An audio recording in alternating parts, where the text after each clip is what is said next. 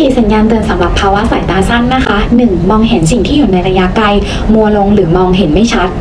2. ต้องจ้องหรือเพ่งมองใกล้ๆหลีตารวมถึงทั้งปิดตาข้างหนึ่งเพื่อมองให้ชัดขึ้นนะคะ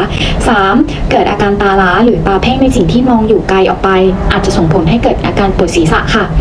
มองเห็นได้ไม่ชัดในขณะที่ขับขี่โดยเฉพาะเมื่อขับขี่ตอนคืนหรือเรียกว่าสายตาสั้นกลางคืนนะสำหรับบางคนที่มีปัญหาสายตาสั้นกลางคืนนะคะก็สามารถแก้ไขได้โดยการสวมแว่นสายตาโดยเฉพาะกลางคืนหรือภาวะที่มีแสงน้อยโดยเลือกเลนส์ที่มีการเคลือบผิวมัลติโคดเพื่อตัดแสงสะท้อนที่รบกวนการมองเห็นและทำให้ปริมาณแสงเข้าสู่สายตาได้มากขึ้นส่งผลให้ความสามารถของการมองเห็นตอนกลางคืนดีขึ้นค่ะควรเลือกใช้ด้วยความระมัดระวังและอยู่กับการดูแลของผู้เชี่ยวชาญโดยเฉพาะนะคะ